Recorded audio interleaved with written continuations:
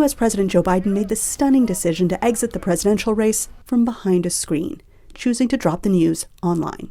3 days later, in an Oval Office speech that was at times hopeful, at times determined, and at times wistful, he explained why. Biden spoke of his 5 decades in public office, touted his presidential record of domestic and political achievements, but then called for energetic new leadership to face tomorrow's challenges. But nothing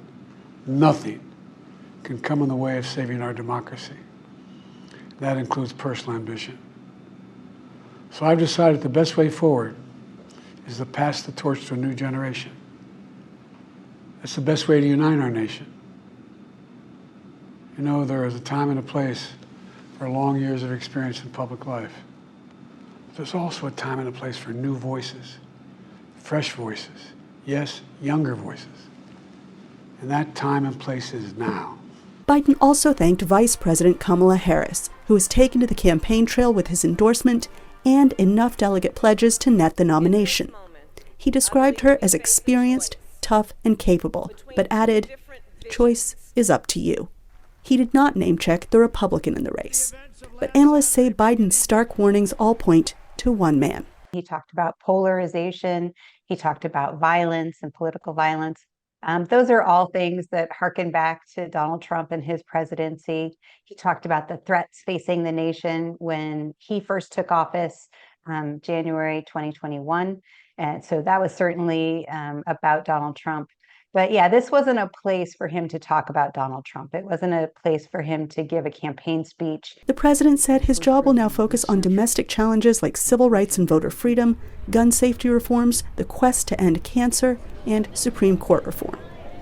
He also cited myriad challenges the U.S. faces abroad, with wars raging in Gaza and Ukraine, and China becoming more emboldened in the Indo-Pacific. These foreign fires, analysts say, are likely to burn in the minds of concerned voters. That's really the concern I think people will have, is how does a lame duck president deal with foreign policy crises? We'll find out Thursday when Israeli Prime Minister Benjamin Netanyahu visits the White House. The Israeli leader is also holding 2 other meetings while in the U.S., with Harris and Trump.